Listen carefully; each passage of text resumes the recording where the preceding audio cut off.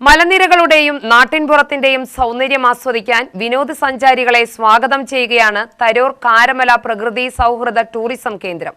ആരും കടന്നു ചെല്ലാതെ കാടുമൂടിക്കിടന്നിരുന്ന ഇവിടം ഇന്ന് കേരളത്തിന്റെ ടൂറിസം ഭൂപടത്തിൽ തിളങ്ങുന്ന വിനോദസഞ്ചാരികളുടെ ഫേവറേറ്റ് സ്പോട്ടാണ്.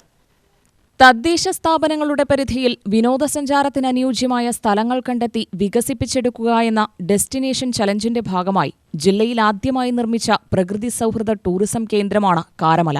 കുട്ടികളുടെ പാർക്ക്, കളിക്കോപ്പുകൾ, മുതിർന്നവർക്കുള്ള ഓപ്പൺ ജിം, ഉദ്യാനം, ടിക്കറ്റ് കൗണ്ടർ, ശൗചാലയം, ഇരിപ്പിടം, കോഫി ഷോപ്പ്, ഫോട്ടോഷൂട്ട് കേന്ദ്രം എന്നിവയാണ് ഇവിടെ ഒരുക്കിയിട്ടുള്ളത്.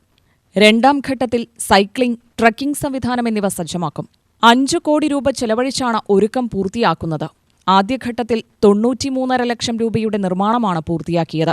ജില്ലാ വിനോദസഞ്ചാര പ്രോത്സാഹന വിഭാഗം 50 ലക്ഷം രൂപയും, തരൂർ ഗ്രാമപഞ്ചായത്ത് 33.5 ലക്ഷം രൂപയും, ആലത്തൂർ ബ്ലോക്ക് പഞ്ചായത്ത് 10 ലക്ഷം രൂപയും ചെലവഴിച്ചാണ് നിർമ്മാണം നടത്തിയത്. തരൂർ ഗ്രാമപഞ്ചായത്തിലെ 6, 11 വാർഡുകൾ ഉൾപ്പെടുന്ന പ്രദേശമാണിത്.